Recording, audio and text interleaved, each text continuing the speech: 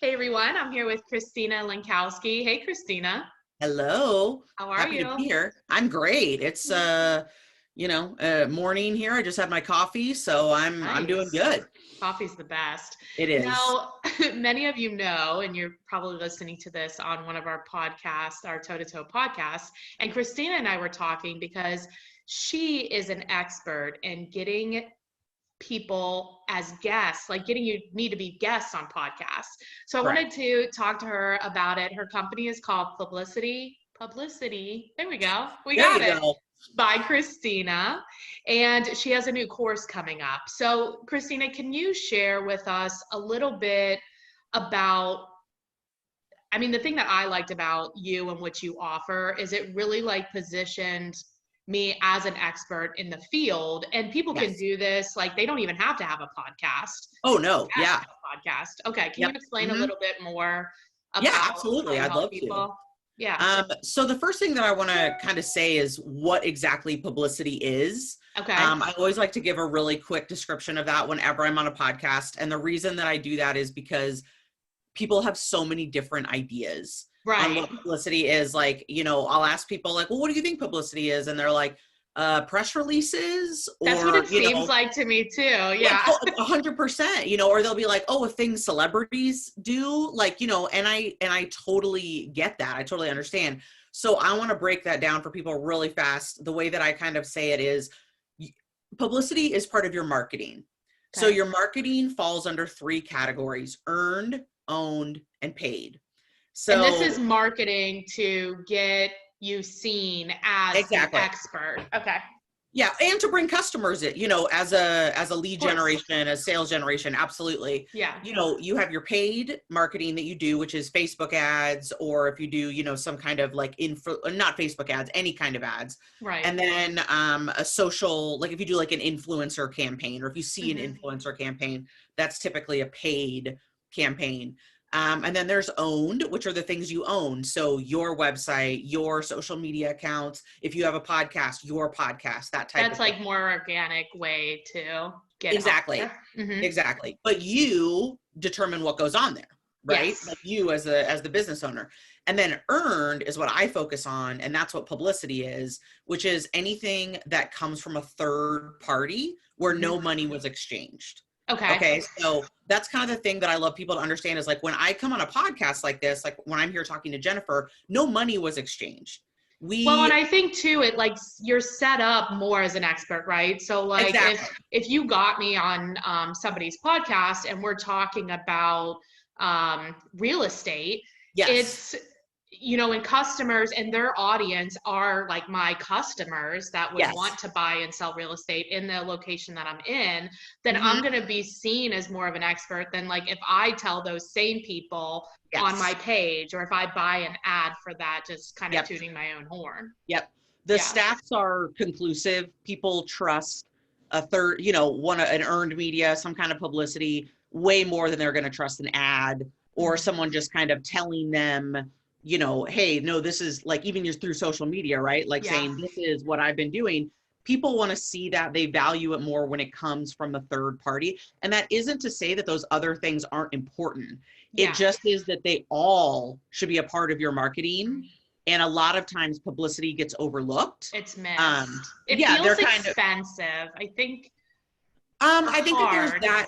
I think that there's that conception about, like, people have that thought about it. They think Yeah. that, oh, it must be really expensive to do that. Even though, especially if you learn how to do it yourself, that's certainly something that you could do yourself. Or a lot of people have, I even have a real estate person that I've worked with before that had like an assistant do their publicity work for them. So they essentially trained them and then had them do that work, on their behalf, that type of thing. Okay. So absolutely, the opportunity is there, but people do overlook it. And I think a lot of there's kind of twofold for that. Mhm. One is, it's not guaranteed. Yeah. Every pitch that I send out, I don't get a booking, or it doesn't necessarily. And as real estate agents, I'm sure people understand that, Yeah, like that's leads. exactly, Right. like everything, that's not how it works. But for me, because I spend time like really researching my pitches, I tend to get like a 40 to 50% response rate, Okay. from That pitches seems that I fair, send. right? Yeah. Yeah, which is awesome. And that's because I take the time, just like I'm sure a lot of people listening here, to research before reaching out to someone.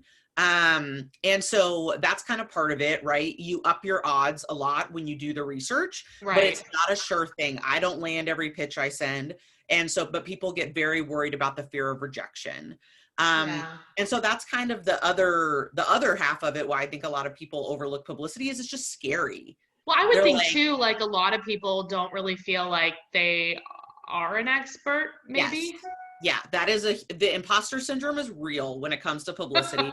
That is something that I talk with people all the time about. And actually in my course, the very first lesson we're doing is all about that, all about the mindset and about getting over that, because people absolutely get in their head about, I'm not like, who am I to be talking about XYZ? Like there's other people, that can talk about that, etc. And, so that's kind of one of the first things I talk to them about is like, you are an expert. Like, trust me on this. Like, here's the thing. I mean, it's something I tell agents too, because your course is not just for realtors too. Oh, no. It's for everybody, right? So like, I mean, just for realtors specifically, it's like, look, if you've sold a house, or you at least know like how to sell the house, the process, more than like 99% of the public. 100%. And that's what makes you an expert. I actually just one chapter ahead. One that is like the perfect way to put it. I have told people before, because the thing is, and I've heard an expert say this before, and I thought it was so true. You just need to be 10% more knowledgeable than the average person to be an expert. And I was like, well then, I mean, great. With that knowledge, like, and just like you said, being a chapter ahead, like that is exactly what it is. Like, don't stress out about like, oh, well, I haven't like, had a $10 million year and I haven't been on a TEDx stage and all stuff. None of that really matters. And as a podcast host, I'm sure you get pitched sometimes, and it's not so much like you're looking at how much of an expert they are. You're looking at what value they can bring to your audience. That's right. I don't even ask what deals, how much they've sold or whatever. That's so funny. And actually, like, our clients never ask that either. Like, they rarely ask, like, how long have you been in the business? How much do you sell? But like, they hardly ever ask. Yeah. And that is so funny. For real estate, I did some research before I hopped on this. Jennifer knows I'm a little bit of a researcher, a little bit of a stalker. And light stalking, I like to call it, a full legal light stalking. Nice. And I looked, in Apple Podcasts, and to be like, okay, I want to get a look at like what all these, like, what kind of real estate podcasts are out there. Yeah. And there are so many, and I was looking at some of the titles, like they look amazing. They look awesome. There is so much opportunity out there for real estate agents to get in front of your ideal customers. And, for some of you, you may not be like Jennifer, where you're necessarily trying to bring in other real estate agents. Right. But there are podcasts that are local to areas, that are local to cities, that are local to, different things. And that's absolutely an opportunity for you to be getting in front of. Yeah, because especially if they're like hyper local, then I would think that your expert would be like, you as an expert would be like exponential. Yeah. Like you would be seen like that. Yeah. So your course is it like a self-guided, or how does it work? Can you give us some details? And well, you get a lot of me. You get a lot of right here. Yeah. Because PR or publicity, it's not really something, in my personal opinion, that you could teach without a lot of input. Because everyone has different, things that they're going after. And I want to be able to really get in there with my students. So actually every module of the course, there are 6, is a live masterclass with a Q&A on the end.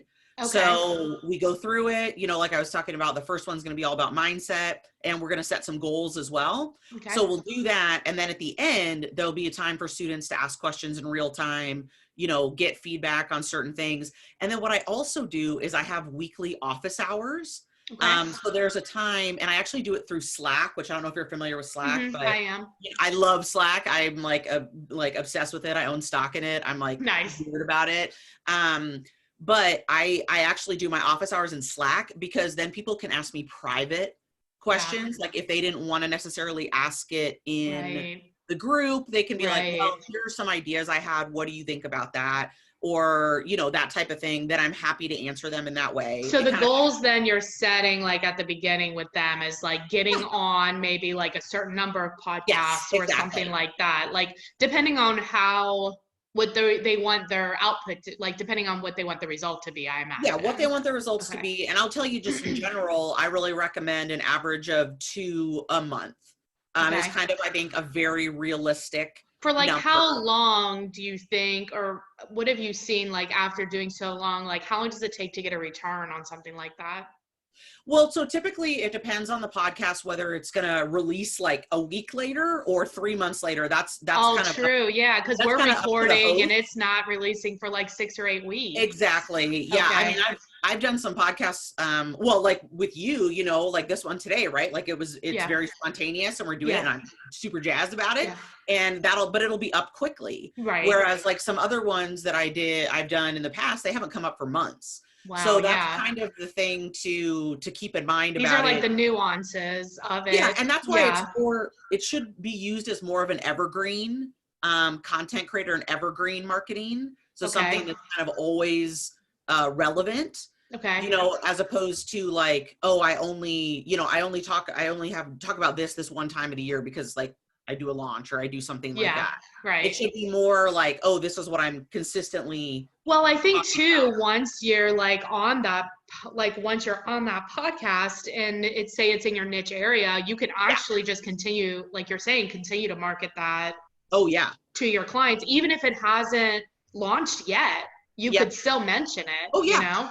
Absolutely. I actually on my website, and I'll do that with this one. As soon as I'm on a podcast, I'll typically add the logo Yeah. and then I'll just put the link in to the podcast as soon as it's up, Nice. you know, but I will usually put it up there because especially for me, what I do, like people got to see that I know what I'm talking about. Right. Like I actually do get on podcasts and talk on podcasts, Yeah. that type of thing. Right. It'd be weird if I was like, well, I mean, I don't go on podcasts. So like, no, thank you.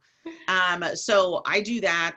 The other thing that I would say a really great tip for utilizing as content, when I finish a podcast, I'll typically ask the host. So like I'll ask Jennifer after this, hey, can I have an audio file of this podcast? And then I actually have someone in Fiverr chop it up for me. Oh. And then I can use that audio as content. So do you cover a lot of this, like how to market? So you cover how to be a guest. Then you cover like how to pitch, how to be a guest. Yes. Okay. How to market. Yes. And then how to amplify. So that's part of. Oh, I like that. Amplify it. Yeah. How to amplify. Well, I actually call that module is called what to do after the yes. Nice. And so we talk about amplification, that type of stuff, because that's super important as the guest. The host is of course going to do work on their end too, but you also need to be doing work. And so we talk about kind of different ways to amplify that, but that's one of the ways that I've started doing it. I hadn't done it up until recently, is to get the audio file, get it chopped up from someone, you know, do that pretty cheap. And then be able to use that like on my Instagram, you know, that type of thing, kind of have like a little 10-second snippet of some, you know, super insightful nugget. Right. Of course. You know, at least. Of course. It's just full of them. How do I even decide? Every sentence is. Yeah. It's just too much. No, but I do that and I'll pick a couple that I'm like, okay, I think that, and usually I try to do like that like, you know, find something that's would be a value for people, you know, a lot of people obviously. Right. And put that out there. So that's kind of the thing with podcasts is it's just, there's so many opportunities out there. Like you guys, there are 1 million podcasts. There's 1 million. 1 million. Well, let me ask you this, because I feel like podcasts are like relatively new. Are they like, but also they've been around. I don't know. It feels weird. Like, are podcasts, what are you seeing the trend? Like, are more people listening to them? Is it kind of dying? Like, what's going on? No, it is the opposite. It is growing like crazy. Do you think it'll replace like TV and stuff? I think it already has in some ways for some people. Yeah. I think that, especially with the generation. I don't even own a TV. I just Oh, listen. well, I do. I still watch TV, but I do listen to podcasts a lot as well. Yeah. I have a 5-year-old. I got to have a TV. Come on now. Otherwise That's true. That's different. Yeah. So They need to start learning how to chop up your audio to get I know. I know. Start doing everything myself. Get us a one-stop shop. The facts, like the stats, I should say, around how people are listening is amazing. Podcasting, I'll just drop a few. Give us some stats in there. Not too many. We're not good at math. Not too many. We're not getting crazy, but just a couple. One is that podcasting is no longer considered a niche medium. And it has more listeners than Pandora, Sirius, Spotify. Wow. That is how many people are listening to podcasts. And also, for America, this stat is US only. But for the US, 55% of Americans have listened to a podcast, have said they've listened to a podcast. 25% listen to them weekly. That is 68 million people. Wow. And that is huge. I listen to podcasts. My husband I got my husband into it, so he has the whole that he likes. And then we have ones that we listen to together, like when we're on car trips and things like that. There's ones for kids. There's good ones. Good ones. Yeah. And so, I don't listen to all business ones. I listen to some business ones, but a lot of them are just stuff that I'm interested in as well. Like I like a nice true crime.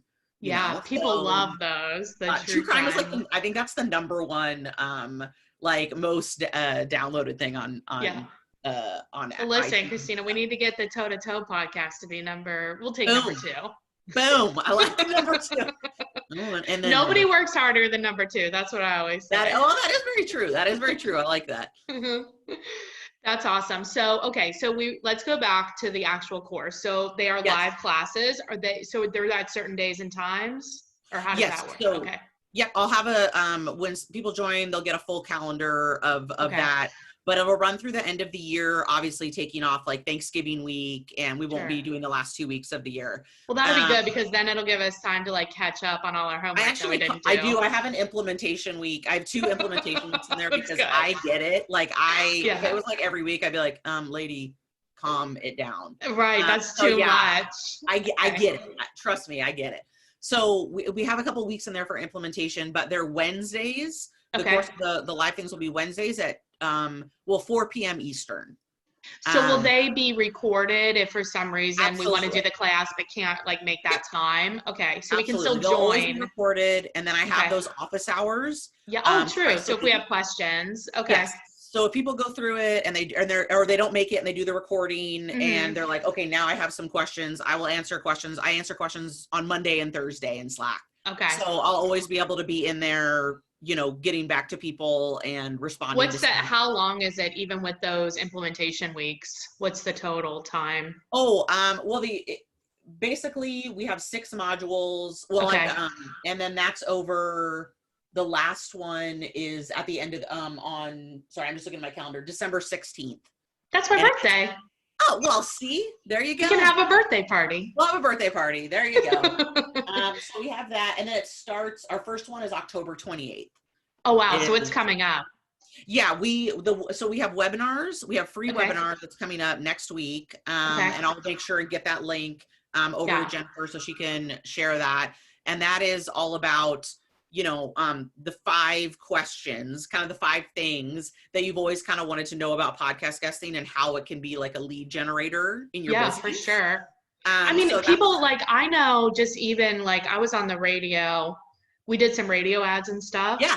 And people still, and this was a long time ago, and people are still oh, I remember hearing you on the radio, because it's I love that. They'll remember your voice. They won't really remember what you said, but they'll remember your voice, and people remember things and they always think good.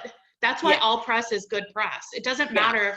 You know what I mean? I know what you mean. This is a way to get your voice out there, and then they're seeing you, like you said, on the stuff you pay for. They're seeing you on your organic stuff. They're seeing you now on other things. It's wow, you're everywhere. You must be an expert. I would Exactly. think. Yeah. Truly. I mean, and that's the thing that podcasts like continue to amaze me with the opportunities that they open up for me and for my other opportunities, like unexpected things that open up for Yeah. me, for my clients, etc.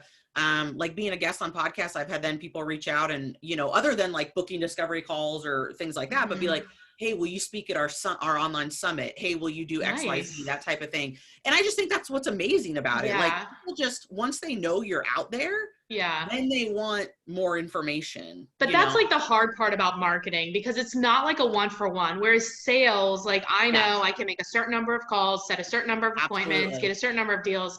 And this is like, so when people take your course and they are committed to doing the work, how long do you think that they need to truly like invest and truly do this work of like pitching and getting on podcasts before they will begin to like see that momentum of the results? Right.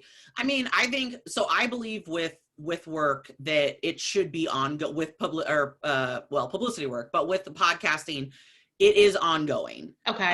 It's not something that you're necessarily going to see results from right away. I mean, if you're on a podcast, you will see some result. People might join your list. You might book a call, like those things are going to happen. Absolutely. For sure. Yeah. But when you start getting on more and more, and kind of how I teach it is I actually do, and I do this for myself, I do a quarterly pitch sprint. Okay. So that's how I teach it is I take one day every quarter and I pitch.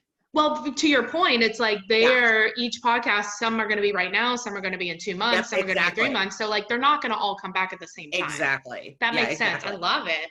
That's how I do it. I think it makes it more manageable for people than you can get into momentum too about like what you're saying, Yeah.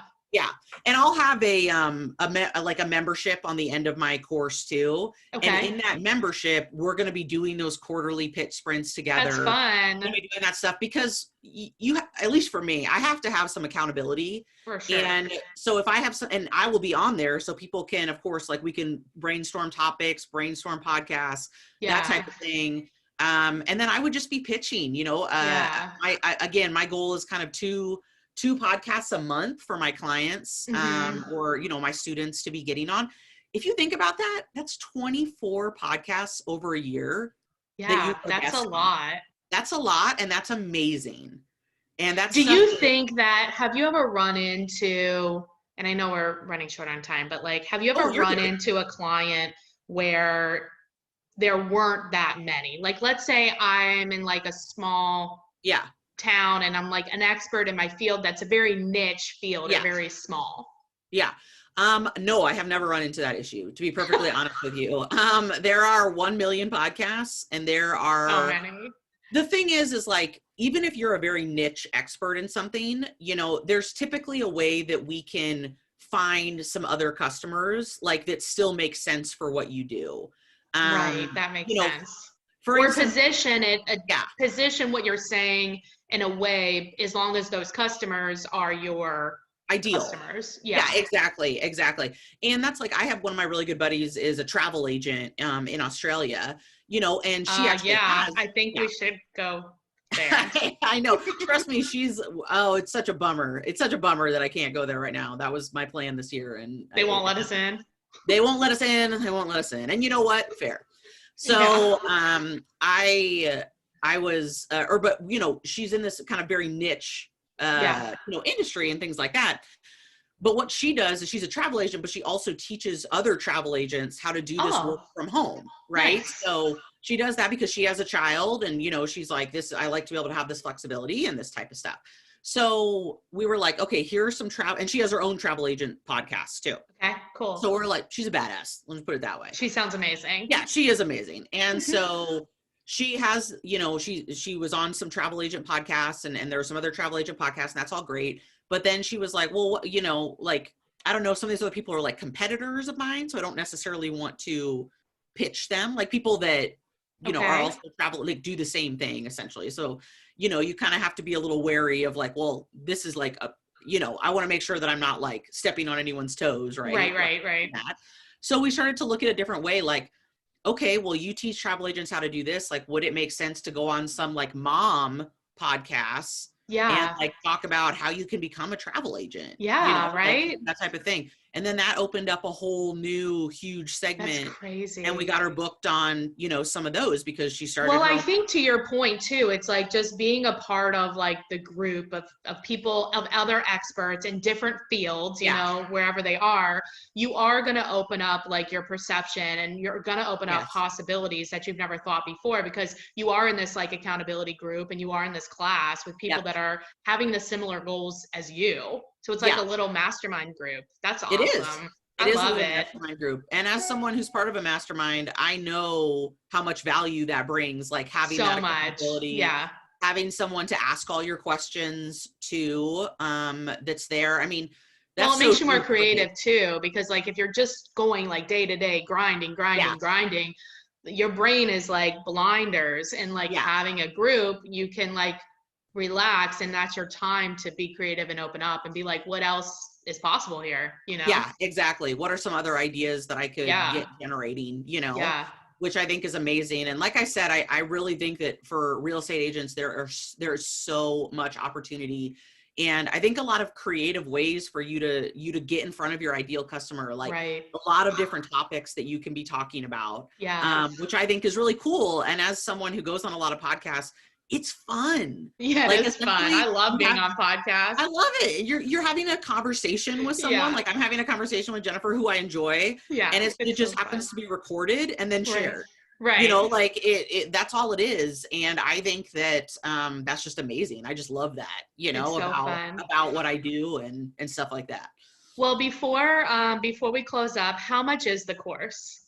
The course is, well, I don't typically tell people before my webinar. Oh, sorry. No, that's all right. I will break it down. Okay. No, the course itself, if you're going to do just the course, and that includes the live Q&A and the office hours, is $497. Okay. And then I also have an option that's $697, and that includes my personal review of your media bio and your first pitch, which are two things that you write during That's great. That's so I like to I know that's why I'm like, it's only $200 more, and you get these two, like I will literally review them, give you feedback, etc. So well, and I also know, I mean, I know we're talking about the course, but you also have services where because like if people are many people would opt to take the course to learn to do it themselves, but if they're like me, they would opt to hire you. I like got on the phone with her the other day for a discovery call, and I was like, well, so I have a course, and then she's like, no, I don't. I need someone to do it for me. And I can't even tell you how often that, like, I mean, that's very common and it makes a lot of sense, you know? So I offer, I call him my podcast pitch broker. Because essentially that's what I'm doing. I do all the research. We work together to come up with topics, that make sense for you to pitch. And we talk about your ideal, customer, your ideal client. And then, from there, I do the research and I do the pitching. And it's really nice for my clients, because they just show up. I have them do a little bit of research before they hop on the interview, but they just kind of show up and they do their interview, and that's that. I offer that service as well. If you're interested in that, I have that on my website, the Publicity by Christina under services. You can either book a discovery call to chat about it, or you can just go ahead and book just directly. And we'll tag you, but it's Christina with a CH, not a K. Yes. Just so people know that. And then, you can maybe put the link to sign up for the class, like either in the comments or send it over, and we'll just have that link. And I'm sorry, did you say it is with a K? No, it's CH. Oh, perfect. Okay, good. I was like, wait, what? It like took me a second. Like, I was like, huh? No. It is not a K. Not a K. The more confusing thing is I have an X instead of the word buy, which is ridiculous. I shouldn't have done that. Christina, marketing. No, it's fine. All right, cool. Well, I really appreciate you coming on. I think this was so helpful. It was fun. Thank you. Thank you. Have a good one. Bye.